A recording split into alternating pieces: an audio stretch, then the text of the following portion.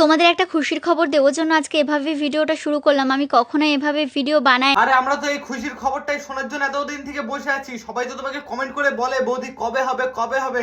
আমিও তোমাকে অনেকদিন আগে বলেছিলাম যে বৌদি কবে হবে তোমার। আমরা এই খুশির খবরের জন্য অপেক্ষা করে আছি। বিশ্বাস করে জানি মিষ্টি মিষ্টি খাইতে পারবো।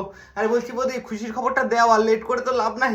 খুশির খবর যত তাড়াতাড়ি বা তত ভালো। মিষ্টি মিষ্টি খাওয়াবা, তাই তো বুঝতে পার না তো অনেকেই আমার কাছে জিজ্ঞাসা করছিলে মা অন্নপূর্ণা শাড়িঘরের শান্তিপুর ব্রাঞ্চের গ্র্যান্ড ওপেনিং কবে। যা সালা মুডটাই খারাপ করে দিল। আমি তো ভাবলাম খুশির খবর দিবে, পেটে কিছু আছে। এখন দেখছি না, বলছে নাকি শাড়ির ঘরের অন্নপূর্ণা, মা অন্নপূর্ণা শাড়ি ঘরের প্রমোশন করছে।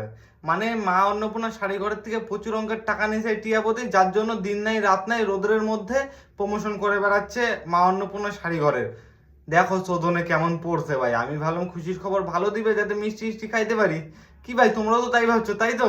এখন খুশির খবরের জায়গায় যদি দুঃখের খবর দেয়, বলছে নাকি শাড়ি কিনো। আর অত পয়সা আছে নাকি তোমাদের মতো যে কয়দিন পর পর যাবো মা অন্নপূর্ণা শাড়ি ঘর থেকে টাকা পয়সা কিনে মানে শাড়ি কিনবো?